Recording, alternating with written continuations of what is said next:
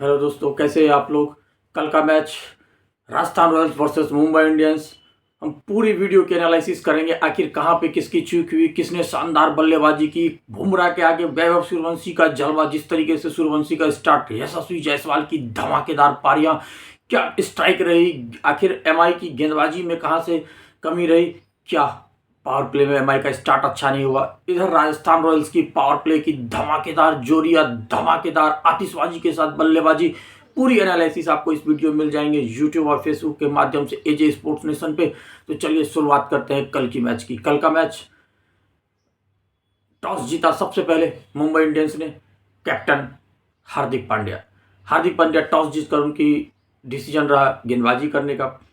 लेकिन ये डिसीजन कहीं ना कहीं उन पर भारी रहा, क्योंकि जब बरसात की मौसम हो, वैसे ही आपकी 20 ओवर की मैच को 11 ओवर में सीमित कर दिया हो, तो जो शुरुआत में बैटिंग करने के लिए आएगा वो 100% फेयरलेस बैटिंग करेगा, बिना कोई डर भय के साथ। अब वो दिखाया भी राजस्थान रॉयल्स के बल्लेबाज।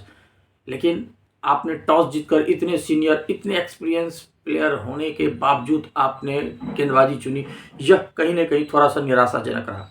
अब स्टार्ट करते हैं राजस्थान रॉयल्स की।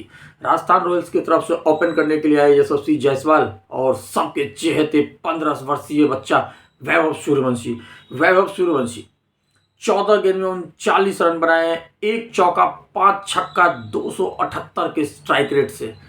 वहीं यशस्वी जायसवाल 32 गेंद में 77 रन, 10 चौके 4 छक्के 240 के स्ट्राइक रेट से। पावर प्ले कल 3 ओवर 2 गेंद का रहा और यशस्वी जायसवाल पिछले मैच में भी 50, इस मैच में भी 50। जिस तरीके से उनमें काबिलियत थी वही दिख रही है आईपीएल में। यशस्वी जायसवाल बेशक टीम इंडिया से बाहर है, लेकिन उनकी हुनर और उनकी काबिलियत पे कोई क्वेश्चन मार्क नहीं। उनके जैसा बल्लेबाज वास्तव में बहुत दशक के बाद आता है। यशस्वी जायसवाल की जिस तरीके से फुटवर्क चलता है वो वास्तव में काबिले तारीफ है। वैभव सूर्यवंशी, जहां पे कल जसप्रीत बुमराह की पहली गेंद पे छक्का लगाया उन्होंने, आसान नहीं होता है। इंटरनेशनल क्रिकेट में भी जितने बल्लेबाज हैं सभी के सभी यशस्वी जायसवाल का सामना डॉट गेंद, सिंगल बचकर निकलना चाहते हैं। वहीं पे वैभव सूर्यवंशी बिना डरे स्टेप आउट किया और सीधे बाहर 6 रन के लिए। यही नहीं, एक छक्का लगने से रुके नहीं, फिर से उन्होंने बैक टू बैक एक डॉट के साथ दूसरा फिर से छक्का लगाया यशस्वी जायसवाल को, सॉरी जसप्रीत बुमराह को। और अब आते हैं जसप्रीत बुमराह नहीं, फिर आए गेंदबाजी करने के लिए ट्रेंट बोल्ट को भी पहले गेंद पे ही 6 रन मारा है। तो सोचिए उनकी किस क्लास की क्रिकेट है। कल की जो एक पॉडकास्ट था वहां पे हमारे आईसीसी की कितनी ट्रॉफी, जितने भी नाम है उनमें सबसे ज्यादा महान बल्लेबाज में से आते हैं युवराज सिंह। उन्होंने भी कहा है कि जिस स्पीड से वैभव सूर्यवंशी का बल्ला चलता है वह गेंद ग्राउंड पे रह ही नहीं सकता। कल जिस आउट भी जहां पे वो तिलक वर्मा के हाथ में कैच हुआ, वो कैच भी देखिए तो बाउंड्री लाइन पे कितना मुश्किल रहा था, वो भी 6 था। कल इनके तरफ से कोई गेंदबाजी में नहीं थी जान, चाहे जसप्रीत बुमराह, चाहे शार्दुल ठाकुर हो, चाहे दीपक चहर हो, ट्रेंट बोल्ट हो। हाँ, गजनफर की अच्छी गेंदबाजी हुई। और हमने देखा कि एक तरफ अगर वैभव सूर्यवंशी आउट हो गया तो वहां पे आए रियान पराग की बहुत अच्छी रही। बेशक छोटी पारी खेलो आप, कोई उसका मतलब नहीं है। रियान पराग देखिए 10 गेंद में 20 रन बना दिए, 2 छक्के 1 चौके। छोटी पारी खेलो, लेकिन जब 11 ओवर का ही मैच है तो आपको पार्टनरशिप तो बनाने होंगे नहीं, आपको तो उससे बल्ला चलाना होगा। और वही कल काम किया। अच्छा लगा कल मुझे, कल रियान पराग की ये इंटेंट देख के। और ध्रुव जुरैल जल्दी आउट हो गए और 11 ओवर में टोटल इन्होंने 150 रन का लक्ष्य दिया, 151 पे जीत थी। अब उसके जवाब में आपको मैं बताता हूं, कल देखिए इनकी गेंदबाजी जो हुई, दीपक चहर 22 के इकोनॉमी से। जितने भी गेंदबाज थे, हार्दिक पांड्या 2 ओवर में 17 रन दिया। उसके बाद जितने भी गेंदबाज थे सब 10 से ऊपर। और इतना नहीं, ट्रेंट बोल्ट भी 22 के इकोनॉमी से 1 ओवर में दिए। शार्दुल ठाकुर 18 की इकोनॉमी से गेंदबाजी हुई है। तो सोचिए कि पहला विकेट इनका 80 रन पे गिरा, मतलब पावर प्ले में इनका मतलब समझ जाइए कि 80 रन बन चुका था।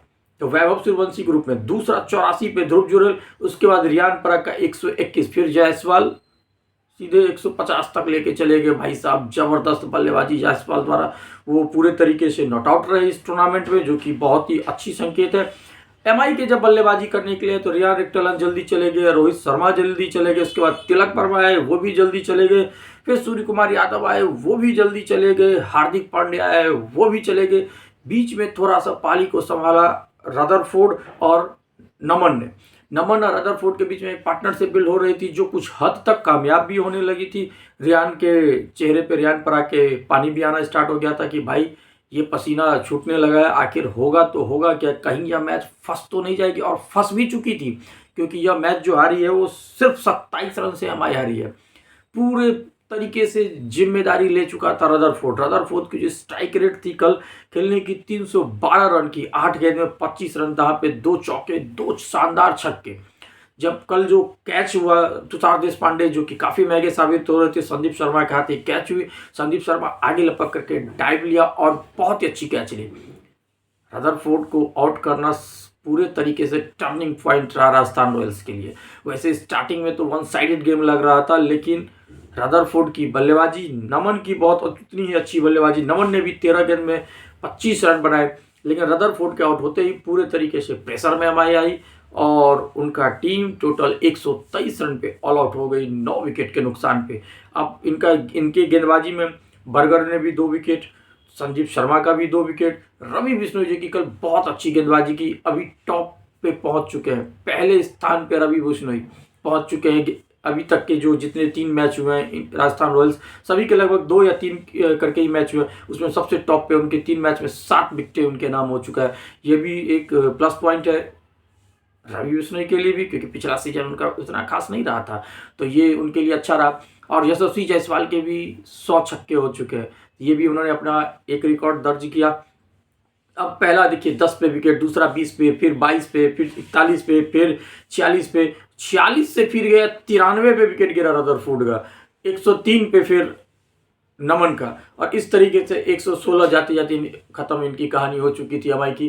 तो एमआई को कहीं ना कहीं इस चीज़ को समझना होगा कि स्टार्ट उन्हें अच्छा करना होगा। उनकी स्टार्ट अच्छी नहीं हो रही है। पावर प्ले में जो हमने पहला मैच तो बहुत अच्छा था रियान रिक्टलन और रोहित शर्मा के बीच में, लेकिन उसके बाद से रोहित शर्मा तो कुछ हद तक कामयाब भी हो रहे हैं, रियान रिक्टलन दोनों मैच में सही नहीं चल रहे। सूर्य कुमार यादव पिछले वर्ल्ड कप से पहले से ही फ्लॉप थे, वर्ल्ड कप में एक मैच चले, उसके बाद सूर्य कुमार यादव की भी कुछ बल्ला खास नहीं चला।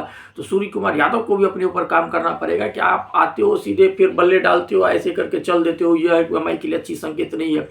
तो यहाँ पे सूर्य कुमार यादव को भी अपने ऊपर काम करना पड़ेगा कि आप बहुत ही हाई लेवल के बल्लेबाज हो, और आप अगर इस तरीके से आउट होकर चले जाते हैं तो पूरी प्रेशर आ जाता है यार टीम के ऊपर। तो सूर्य कुमार यादव को भी अपना काम करना पड़ेगा। दूसरी बात, हार्दिक पांड्या गेंदबाजी में बहुत अच्छी कर रहे हैं, बल्लेबाजी अभी तक नहीं दिखा है, लेकिन वह चूंकि उनका ये पहला मैच था, वो बाहर थे, अभी वो आई हैं, तो अभी देखते हैं क्या होता है। गेंदबाजी में भी उनको ट्रेंट बोल्ट को देखना पड़ेगा। सेंटनर को बाहर करना क्या कुछ हद तक सही था, ये मुझे समझ भी नहीं आया, क्योंकि सेंटनर एक अच्छा स्पिनर और अच्छा बल्लेबाज है। कल शायद शार्दुल ठाकुर की जगह पर सेंटनर रहता तो कुछ कामयाबी भी हासिल हो सकती थी। तो ये ओवरऑल आज के मैच का पूरा एनालिसिस रहा, पूरे हाइलाइट्स आपको हमने बता दी ये 8 से 9 मिनट की वीडियो में। तो आप लोग इसी तरीके से शाम 7:30 बजे हमारे साथ जुड़ जाइए। डेली ये स्पोर्ट्स नेशन फेसबुक और यूट्यूब के माध्यम से लाइव कमेंट्री होती है। तब तक के लिए गुड बाय, थैंक यू, अपना बहुत बहुत ख्याल रखिए।